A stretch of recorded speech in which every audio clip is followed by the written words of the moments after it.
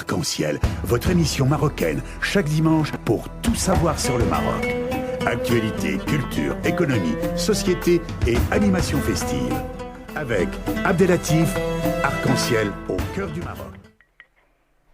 Bonjour à toutes et bonjour à tous et bienvenue dans l'émission Arc-en-Ciel, une émission marocaine sur Radio Pluriel, Radio de la diversité et de la tolérance, dans un cadre de promotion de la relation France-Maroc, la promotion des actualités qui concernent aussi le Royaume du Maroc sur un niveau très poussé.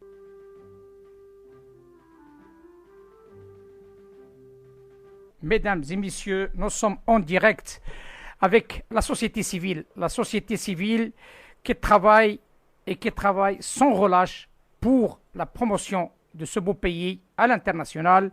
Et ce jour, nous sommes en direct de l'Afrique, de la Guinée, avec notre ministre et conseiller spécial du président de la Guinée-Bissau et président de l'OMA, l'organisation Maroc-Afrique pour la culture et le développement, Sénajib Al-Kettani. Ahlan wa sahlan bik dans l'émission Arc-en-Ciel sur Radio Pluriel.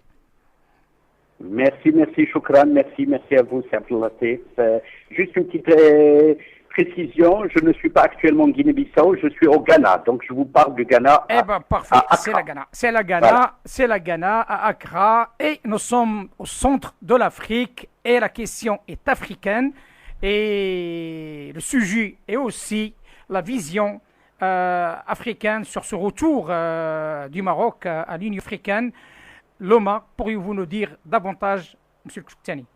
Tout d'abord, bonjour à Radio Pluriel, bonjour à Arc-en-Ciel, bonjour à Abdelatif, et merci pour l'honneur que vous me faites de m'inviter à votre émission. Le plaisir est pour nous. C'est aimable à vous. Avant toute chose, je voudrais saluer les auditrices et les auditeurs de la radio et les inviter à venir découvrir par eux-mêmes l'Afrique, d'où je vous parle actuellement. Un continent aux multiples potentialités, tant en termes touristiques qu'en termes d'opportunités d'affaires ou en termes d'investissement. Mesdames, Mesdemoiselles, Messieurs, l'Afrique vous salue. L'Afrique vous invite à la découvrir, l'Afrique vous invite à apporter votre compétence et à partager ensemble les fruits de votre implication.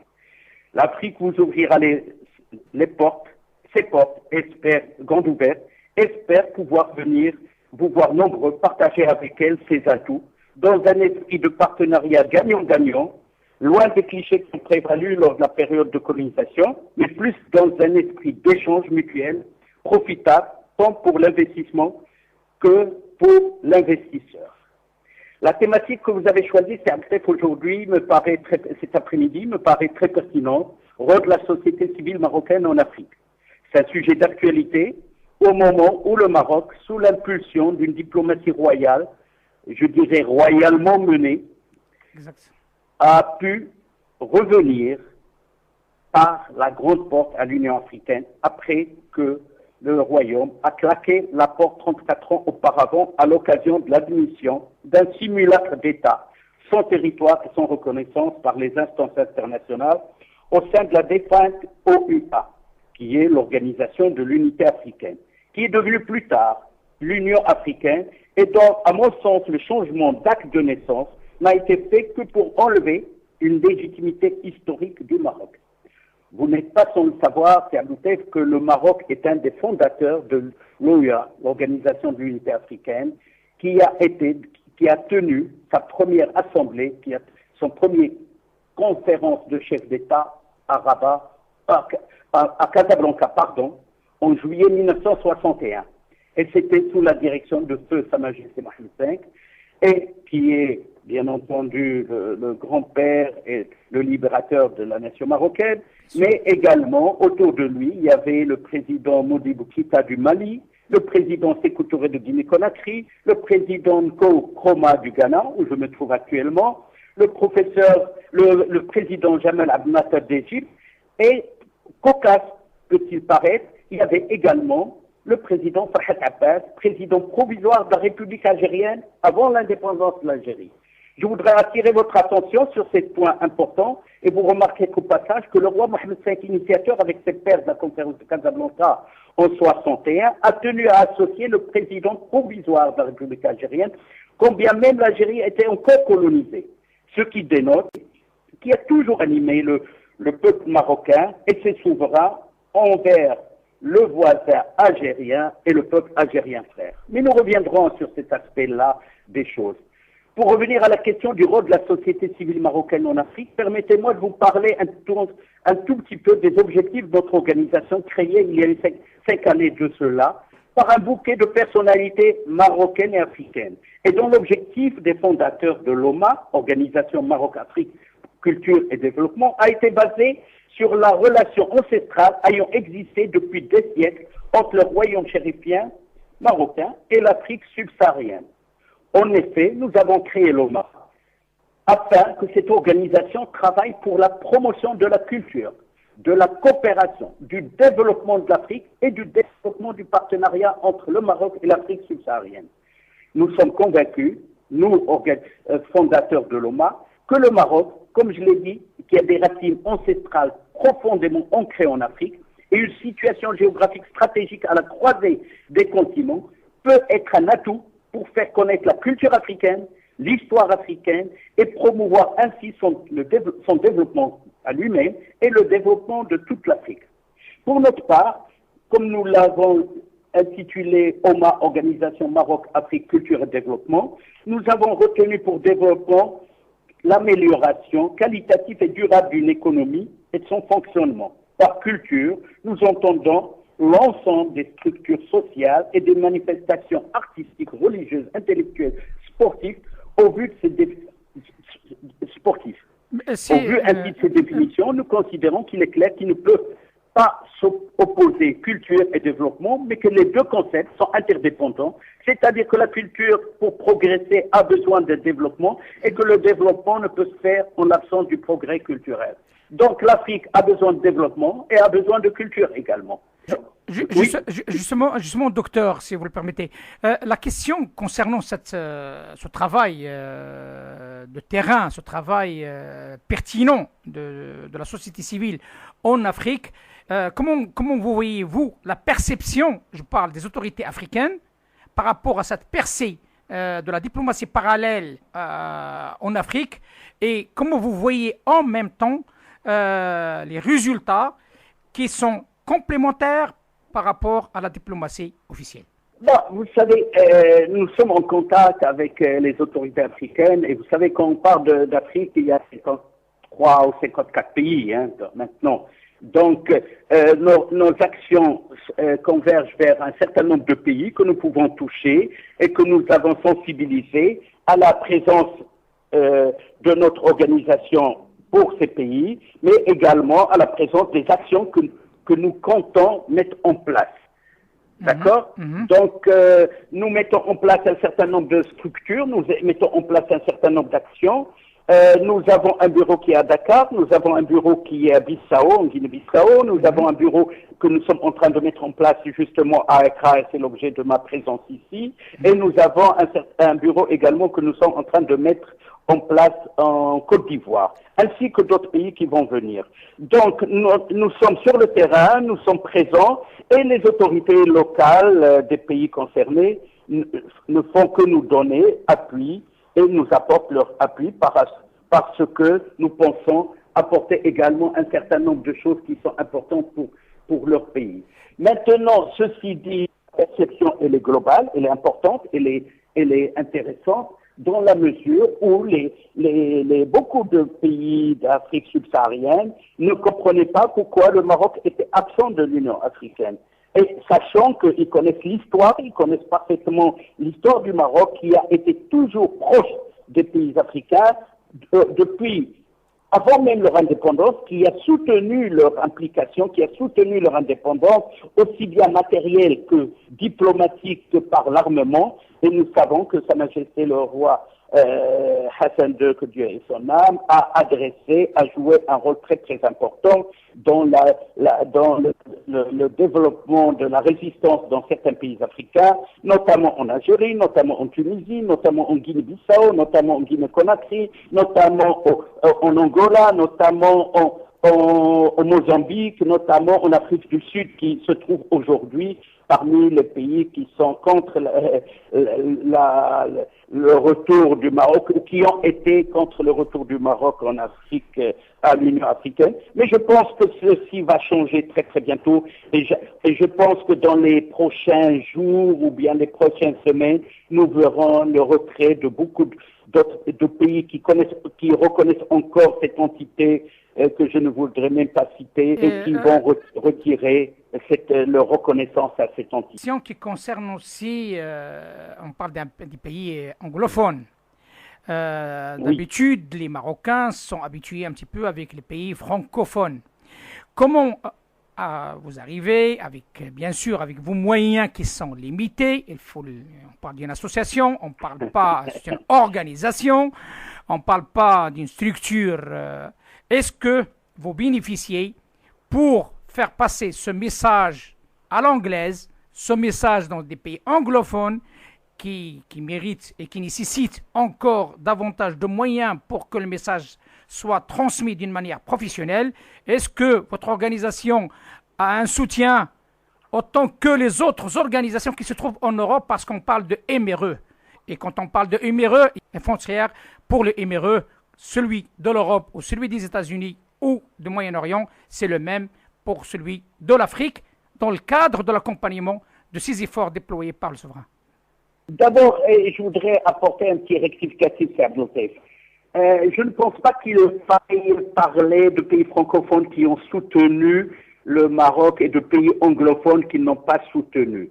Si nous prenons la liste des pays qui ont soutenu le Maroc et qui sont anglophones, ils sont au nombre de 12 ou 13 pays. Et je citerai la Gambie, je citerai le Sierra Leone, je citerai le Libéria, le Ghana, l'Éthiopie, la Tanzanie, le Nigeria, le Swaziland, la Zambie, le Burundi, l'Érythrée, le Seychelles, le Botswana. Ce sont des pays tous anglophones et qui ont soutenu le retour du Maroc en Afrique, à l'Union africaine. Nous avons 8 pays anglophones qui n'ont pas soutenu. C'est d'abord l'Afrique du Sud. Je ne parle pas de l'Algérie, c'est navrant que l'Algérie ne soutienne pas le Maroc, mais ce n'est pas grave. Nous sommes habitués malheureusement à cet aspect délicat des autorités qui gouvernent ce pays voisin. Et ce n'est pas grave. Il faut garder espoir. Nous gardons espoir. Voilà. Nous gardons espoir. Et le peuple algérien frère est un grand peuple. Le peuple algérien frère est très proche du Maroc. Le peuple algérien frère est très estimé du Maroc. Le peuple algérien frère, nous nous sentons très proches de lui. Malheureusement, c'est les gouvernants de ce pays qui ne font pas mal seulement au Maroc, mais qu'ils font mal également à leur population. Mais bon, ce n'est pas grave. Tout ça, ça va changer par la grâce de Dieu. Donc, les pays africains qui n'ont pas soutenu le Maroc, c'est qui? Il y a l'Algérie, comme je l'ai signalé, il y a l'Afrique du Sud. C'est les principaux pays qui n'ont pas soutenu. Et quand je dis l'Afrique du Sud, il y a le Lesotho, le royaume du Lesotho qui a soutenu, mais il ne peut pas faire autrement parce c'est un petit pays de 27 000 km² qui est enclavé à l'intérieur du territoire sud-africain. Comment peut-il en être autrement? Il y a le Kenya de Jomo Kenyatta, l'ancien président Jomo Kenyatta. Le Kenya a su. D'ailleurs, je vais le citer, il y a le Malawi, la Namibie, l'Ouganda, le Soudan du Sud et le Zimbabwe. Et vous allez remarquer que même le Soudan du Sud, qui n'a pas retenu, qui n'a pas appuyé la démarche du royaume du retour en Afrique, Sa Majesté a tenu à y aller en début de semaine, il était en Afrique.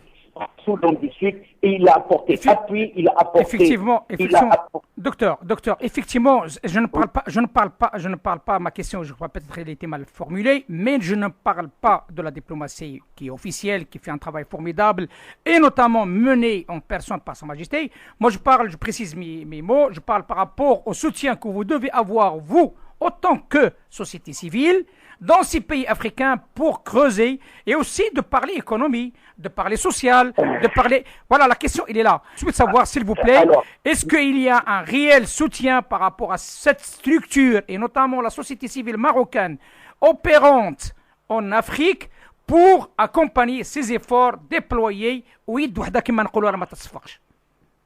alors, je vais vous dire quelque chose. L'OMA, Organisation Maroc Afrique Culture et Développement, avait organisé il y a 2 ans de cela une manifestation, c'était au Maroc, c'était une manifestation intitulée Le Maroc saharien millénaire. Et nous avons demandé l'appui des autorités de tutelle. Le seul appui que ces autorités de tutelle nous ont proposé était de mettre à notre disposition des vannes pour aller chercher des personnalités qui devaient venir à l'aéroport. Est-ce que ça répond à votre question? Aujourd'hui, nous n'avons parfaitement, docteur. C'est ce que je souhaite, moi, à travers cette émission, c'est d'alerter. L'objectif, il est là. Alerter, parce qu'il y a des personnes de bonne foi, des personnes qui sont des patriotes, qui défendent les intérêts du pays. Ils ne demandent que des soutiens. Il y a des organisations qui sont payées pour ça. Il y a des institutions qui sont mandatées pour ce travail. Et il est temps qu'ils tournent leur vision vers ces gens, vers ces organisations, parce que le travail qu'ils font, c'est un travail de fond et un travail de terrain pour l'intérêt du royaume. J'espère et je souhaiterais que vos déclarations soient entendues là où elles doivent être écoutées et que les autorités concernées puissent rectifier et apporter un rectificatif.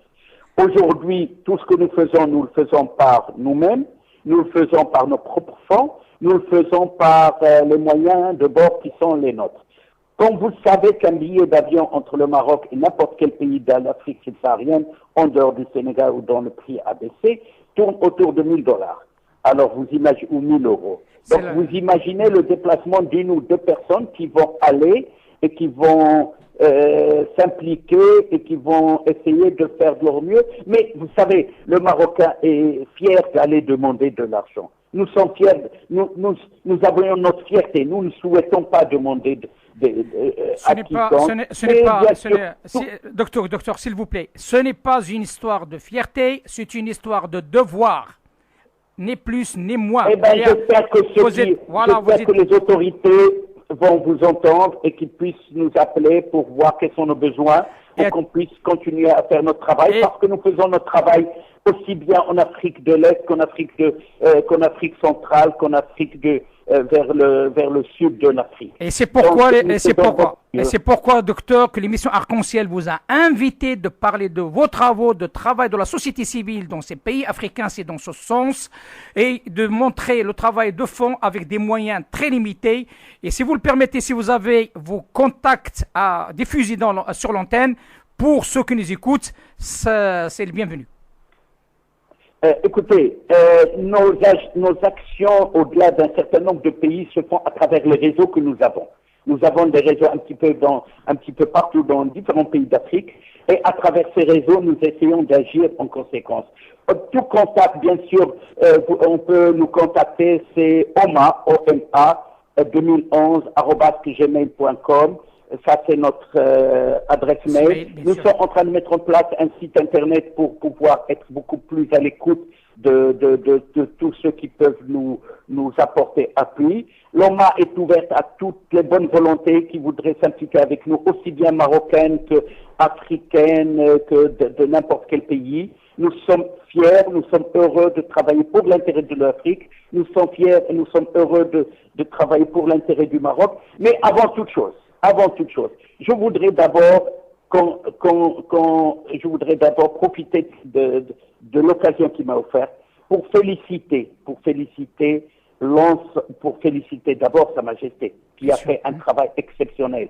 C'est comme un général de l'armée, plus qu'un général, bien entendu, c'est un chef d'État, mais c'est comme il était sur le terrain, il a suivi par lui-même, il a accompagné en amont et en aval, aussi bien durant des mois, il a fait un travail de fond, il a été sur le terrain, il a perçu il a perçu un petit peu la réalité du terrain, il a été, au moment du vote, il était présent, et ça c'est exceptionnel, et ça c'est très, très important. Donc, en tant que Marocains, nous ne pouvons que être fiers de Sa Majesté et de l'ensemble du travail.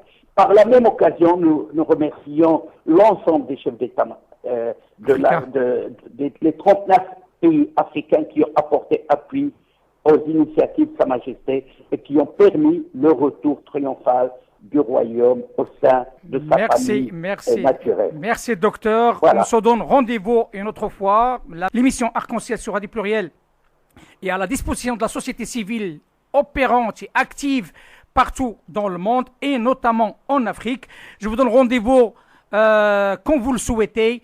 Bienvenue à Loma, bienvenue aux gens de bonne volonté qui veulent travailler pour accompagner ces efforts, pour faire avancer ce pays. C'est Najib El-Ktani, n'est que le conseiller spécial du président de la Guinée-Bissau. Je tiens à vous remercier par rapport à cette participation très constructive et je vous dis à très bientôt si vous le permettez. Merci beaucoup, merci à tous vos éditeurs qui ont eu l'amabilité de nous suivre. Merci de votre invitation, merci de l'honneur que vous avez fait à ma personne et à l'ensemble des membres de l'OMA, et nous vous félicitons et nous vous invitons à continuer et nous serons toujours présents avec vous en cas de besoin. Merci à tous, merci d'être parmi nous et n'oubliez pas, l'Afrique est très importante, il faut venir en Afrique, il faut investir en Afrique. Merci à tous. Très bientôt, Massalama. À très bientôt, merci. Massalama. Arc-en-ciel.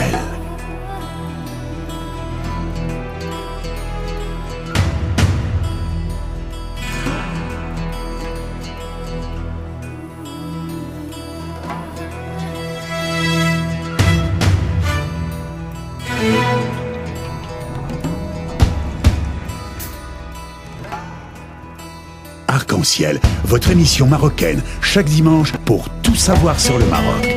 Actualité, culture, économie, société et animation festive. Avec Abdelatif, Arc-en-ciel au cœur du Maroc.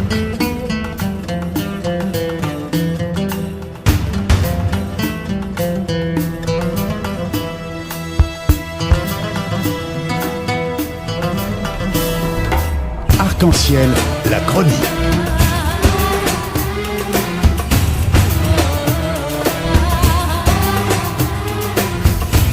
Arc-en-ciel info.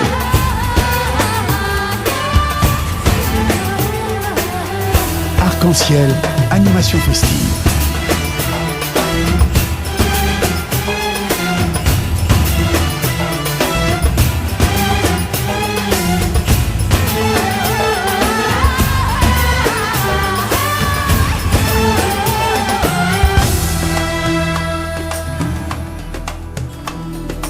Arc-en-ciel au cœur du Maroc.